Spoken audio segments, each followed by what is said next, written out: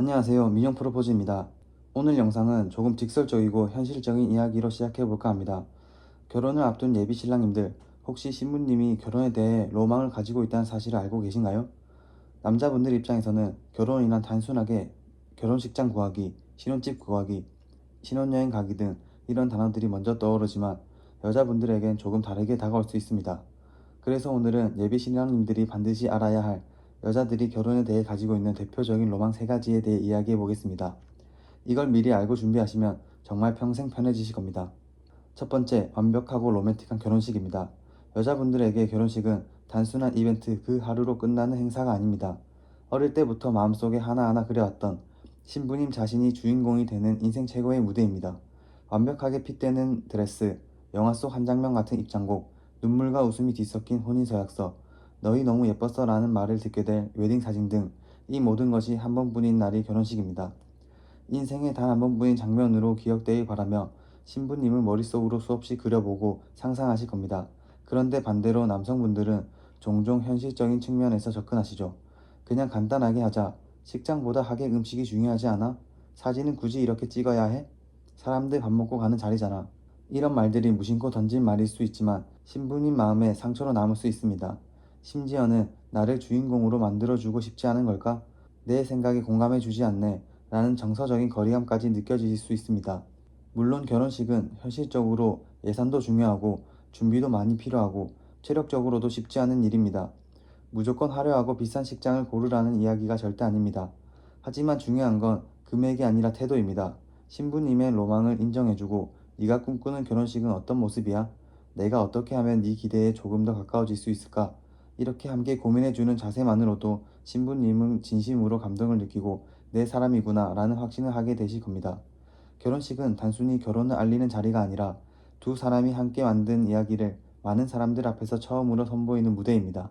그리고 그 무대의 중심에 신부님이 빛나도 괜찮다 라고 허락해 주는 것.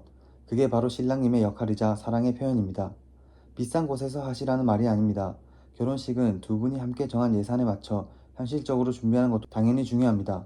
하지만 그보다 더 중요한 건 신부님이 기대와 오랜 로망을 존중해주고 함께 고민하고 함께 만들어 가려는 마음입니다. 두 번째, 인생에서 가장 감동적인 순간, 프로포즈입니다. 신랑님들, 정말 꼭 알아두셔야 합니다. 프로포즈는 선택이 아니라 사실상 필수입니다. 안 하면 평생 힘들어지실 수 있습니다. 이건 진짜 농담이 아닙니다.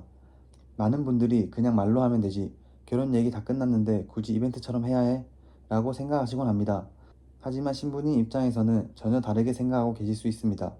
갑작스럽게 등장하는 꽃다발, 조명 아래에서 꺼내는 반지, 나랑 결혼해줄래? 라는 진심 어린 한마디, 이런 장면들 드라마나 영화에서나 나오는 비현실적인 연출 같지만 현실입니다. 신부님들 대부분은 이 순간을 상상하며 자라오셨을 것입니다. 물론 모든 여성분들이 대형 이벤트를 원하는 건 아닙니다.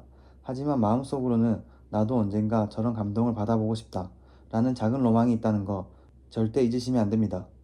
SNS에서 봤던 친구의 감동적인 프로포즈 영상, 지인이 말하던 깜짝 이벤트, 한 번쯤은 나도 저런 순간의 주인공이 되고 싶다. 이런 바람을 가지고 계신 분들이 많습니다. 그리고 그 기대가 충족되지 않았을 때 나랑 결혼하자는 말을 그냥 식탁에서 한마디로 끝내더라. 어느 날 갑자기 결혼식장 잡자고만 하더라. 이런 섭섭함이 오래 아주 평생 남기도 합니다. 신부님께 감동적인 프로포즈로 평생에서 가장 기억에 남는 순간을 선물해 주세요. 세 번째, 결혼 후 첫걸음 신혼집입니다. 신혼집을 준비할 때 가장 많이 하는 갈등 중 하나가 예산을 기준으로 현실적으로 꾸밀 것인가 와 로망을 기준으로 감성 있게 만들 것인가입니다. 많은 신랑님들은 이렇게 생각하실 수 있습니다.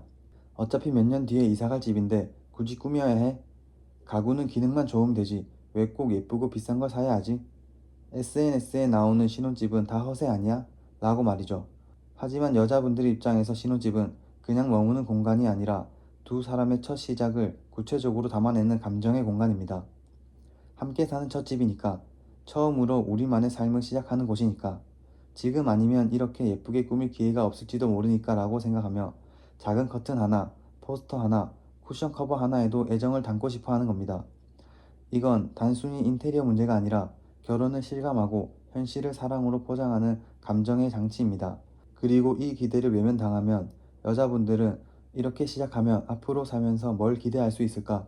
이 사람이 결혼을 얼마나 가볍게 생각하는 거지? 내가 바라는 것은 정말 소중하게 안 보이나? 이렇게 느끼실 수 있습니다. 하지만 반대로 신랑님이 아주 작은 것 하나라도 이건 네가 고르고 싶은 걸로 하자. 이 색이 너한테 잘 어울릴 것 같아. 이런 식으로 공감하고 함께 참여해주면 신부님 입장에서는 감동이 배가 됩니다.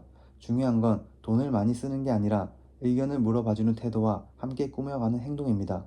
예를 들어, 우리 집은 어떤 분위기로 살고 싶어? 너가 좋아하는 색은 뭐야? 소파는 오래 쓸 건데 너 편한 걸로 고르자. 이런 한마디 한마디가 신부님에겐 잊을 수 없는 따뜻한 기억이 됩니다. 그래서 결혼을 준비하면서 가장 중요하게 가져야 할 마음가짐은 결정을 대신하는 게 아니라 함께 만들어 간다는 자세입니다. 오늘은 여자들이 결혼에 대해 가지는 로망에 대해 이야기해 보았습니다. 앞으로도 결혼 준비와 프로포즈에 대해 꿀팁이 많이 올라올 예정이니 꼭 구독해 주셔서 많은 정보 받아 가셨으면 좋겠습니다. 그리고 혼자 프로포즈가 힘드시거나 완벽한 감동의 서프라이즈를 원하시는 분들이 계시다면 아래 고정 댓글에 남긴 링크를 통해 말씀해 주시면 감사하겠습니다. 감사합니다.